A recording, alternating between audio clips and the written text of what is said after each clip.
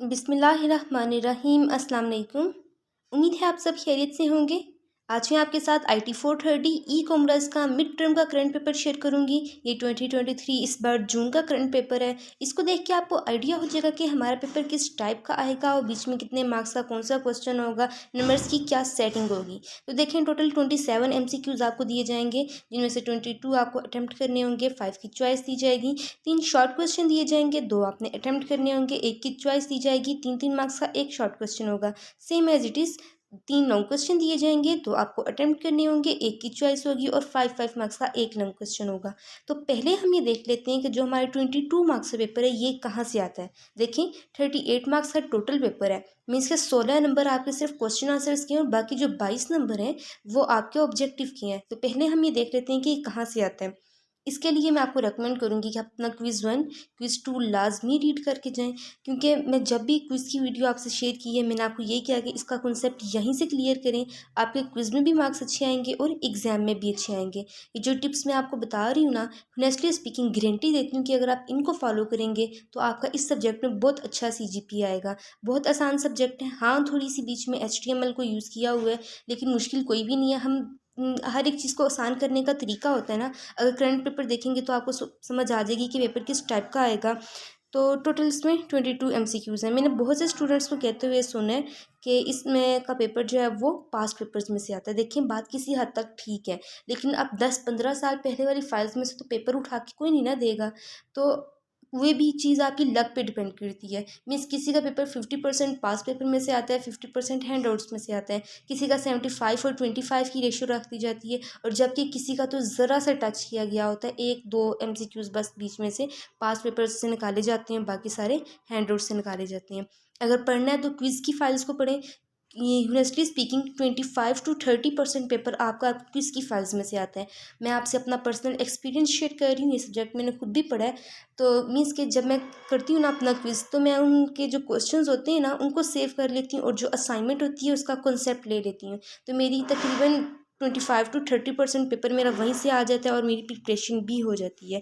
तो मैं बस इस बात पे फोकस इस वजह से दे रही हूँ कि आप अपने हैंडआउट्स को रीड करें। थोड़ा सा टाइम बचे तो किसी क्विज़ की फ़ाइल को जो अभी रिसेंटली हो ना, और आपको बिल्कुल कोई डाउट ना हो ऊपर कि इसका सॉल्यूशन गलत होगा, रेफरेंस के साथ लिखा हो आगे कि इस पेज नंबर पे इस लेक्चर में है, तो वाली फ़ाइल को लाजमी लें। इसमें ऑब्जेक्टिव के लिए जो एक टॉपिक है वो मॉलिक्यूल है, लाजमी कीजिएगा। क्विज़ के बीच में भी वो आया है और ये पेपर के बीच में भी 6-7 पेपर्स में मैं देख चुकी हूँ वाला क्वेश्चन को। इसके बाद वो पैडिंग वाला है लेक्चर नंबर 11 में, स्टाइल शीट वाले चैप्टर में, लेक्चर नंबर 11 में वो जो पैडिंग और बॉर्डर स्टाइल, और ये इसके बीच में से ऑब्जेक्टिव आता है। फिर इवेंट हैंडलर है, और लास्ट के जो चैप्टर नंबर 16 है कि 17 है जिसमें क्लाइंट सर्वर प्रोसेसिंग है, उसके बीच में से भी ऑब्जेक्टिव आता है। और जिस तरह के बोल्ड के लिए हम बी को यूज़ करते हैं, ये फर्स्ट के लेक्चर्स में से है, इधर से भी आता है पेपर। बाकी साथ साथ जो मेरे माइंड में आता जाएगा वो भी मैं आपके साथ शेयर करती जाऊँगी। क्वेश्चंस को देख लेते हैं। तो देखें, क्वेश्चंस में जस्ट आपका कॉन्सेप्ट क्लियर होना चाहिए। मीन्स कि ये इतना मुश्किल सब्जेक्ट नहीं है, 1.5 से 2 घंटे आपके लगेंगे और आपका ये सब्जेक्ट क्लियर हो सकता है। मीन्स के एक ही चीज़ है, उसी को आगे घसीट घसीट के बढ़ाया गया हुआ है सिर्फ स्टूडेंट को पजल करने के लिए। तो आप इसमें ज़्यादा एक्सप्लेनेशन वाले और डिटेल वाले क्वेश्चन नहीं पूछे जाते, जस्ट कॉन्सेप्ट की बात की जाती है। और मीन्स डिफरेंस वाले क्वेश्चंस या कोई एग्जांपल वाले क्वेश्चन या कोई बुलेट पॉइंट्स वाले क्वेश्चन पूछे जाते हैं, ज़्यादा एक्सप्लेनेशन वाले नहीं पूछे जाते। और अगर क्योंकि IT का पेपर है तो इसमें बात आ जाती है प्रोग्रामिंग की। प्रोग्रामिंग को लाजमी सीख कीजिएगा। पहला क्वेश्चन देख लेते हैं, difference between div and Spain. मैं साथ साथ आपको इसका सॉल्यूशन भी बता देती हूँ ताकि आपके लिए ज़्यादा मुश्किल ना हो। ये देख लें, नीचे पेज नंबर 41 पर आएँ तो यहाँ पे आपको ये डिव नज़र आ जाएगा कि हम इसको क्यों यूज़ करते हैं। पेज को सेपरेट करने के लिए, उसके सेक्शंस बनाने के लिए।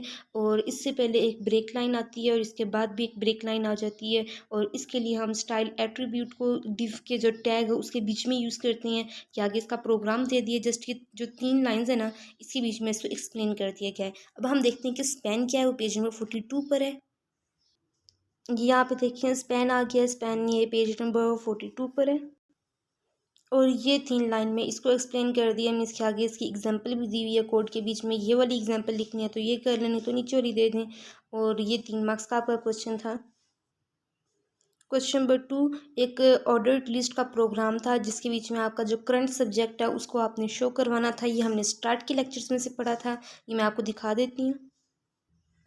ये पेज नंबर 20 पे है। यहाँ पे इन्होंने दिया ना आइटम, तो मीन्स कि ये ऑर्डर मीन्स कि यहाँ पे ये एक अनऑर्डर्ड लाइन है और दूसरी ऑर्डर्ड लाइन है। तो इन्होंने हमें कहा था कि ऑर्डर्ड लाइन के बारे में आपने लिखना है।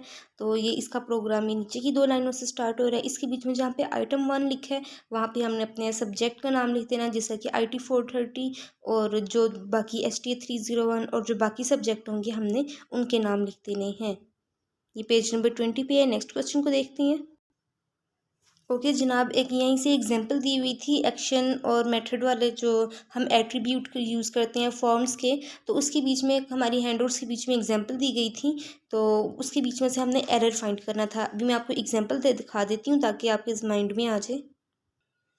ये पेज नंबर 29 पे आप देख सकते हैं, ये फॉर्म था इसकी और इसके आगे से इसके 2 एट्रीब्यूट्स थे, एक्शन वाला और मेथड वाला। तो उसकी एग्जांपल यहाँ पे दी गई थी और कहा था कि मीन्स इसके बीच में से अब आपने एरर फाइंड करना है। तो ये थी वो एग्जांपल। अब आप इसको अच्छे से देख लीजिएगा। मीन्स कि आपको कुछ ना कुछ तो आइडिया हो गया होगा ना कि हमारा पेपर किस टाइप का आएगा।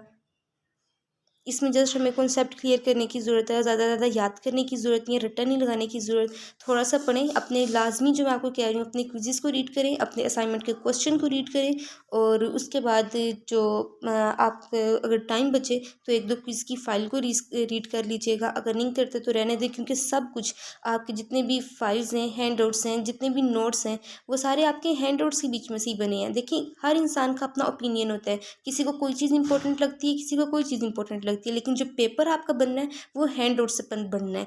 मैं आपसे अपना जो एक्सपीरियंस है वो शेयर करती हूँ। मैंने आज तक किसी पास्ट पेपर को, किसी भी ये जो फाइल्स होती हैं, नोट्स वगैरह, और इनको रीड नहीं किया, क्योंकि मुझे बेहतरी नहीं लगती शुरू दिन से कि हर एक का अपना ओपिनियन होता है। किसी को कोई चीज़ अच्छी लगती है, और ये सब जब आपका सिलेबस यही है, कोर्स यही है, तो फिर सब कुछ आएगा भी तो आपके हैंड आउट्स के बीच में से ही ना। तो मैं आपको ये जस्ट कहना चाह रही हूँ, इस बात में फोकस इस वजह से दे रही हूँ कि ज़्यादा पेपर तो हैंड आउट्स के बीच में से आता है। आप इस बार इसको लाजमी ट्राई कीजिएगा। एक बार जब अपने हैंड आउट्स को रीड करेंगे ना, तो आपका दिल खुद ब खुद मुतमईन होगा कि भाई मेरी तैयारी है, मैंने सब कुछ किया हुआ है। ऑब्जेक्टिव तो तकरीबन आपका वहीं से आ जाएगा। बाकी प्रोग्राम्स में थोड़ी सी क्लैरिटी की आपको ज़रूरत होगी। ऑब्जेक्टिव बहुत सिंपल आता है, 22 नंबर लेना कोई मुश्किल बात नहीं है। बाकी आप दुआ करके जाइएगा, नफल पढ़ के जाइएगा, तो जो आपके क्वेश्चन है इंशाल्लाह वो भी अच्छे आ जाएंगे। और जब इंसान मेहनत करता है तो अल्लाह ताला उसको लाजमी उसकी मेहनत का फल देते हैं। एक लास्ट क्वेश्चन देख लें। 3 वर्ड्स आपको दिए गए थे, उसको आपने XML कोड के बीच में यूज़ करना था, उसको बीच में लिखना था। तो ये था आपका आज का पेपर। होप सो कि आपको सब कुछ समझ भी आ गया होगा।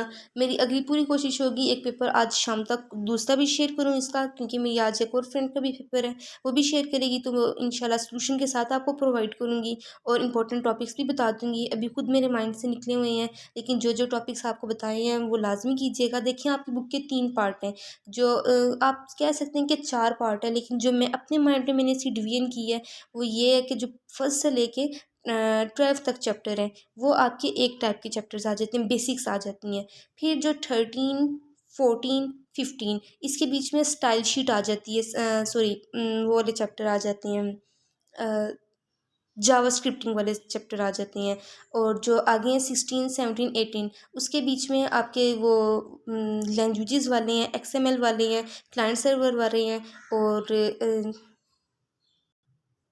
GCI स्क्रिप्ट, एप्लिट, और इससे रिलेटेड बाय आ जाएगा आपका चैप्टर। और SQL वाली लैंग्वेज बीच में यूज़ हुई है। मीन्स के 16, 18, 17, 18 इनके ये बन गए। मीन्स आपकी बुक के 3 पोर्शंस हो जाते हैं।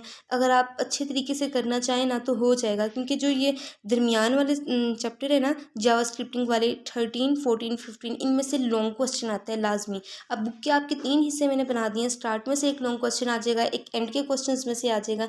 एंड वालों में से ना ज़्यादातर हमारे शॉर्ट क्वेश्चन आ रहे हैं या ऑब्जेक्टिव ज़्यादातर आ रहा है। लॉन्ग क्वेश्चन भी आ रहे हैं, लेकिन वो आपकी लक पे डिपेंड करता है अब, क्योंकि हर व्यू में हर स्टूडेंट का पेपर दूसरे स्टूडेंट से यूनिक होता है। और जावा स्क्रिप्टिंग के बीच में से लाजमी है जो 13, 14, 15 वाले चैप्टर्स हैं ना, इनमें से लाजमी एक लॉन्ग क्वेश्चन आ रहा है।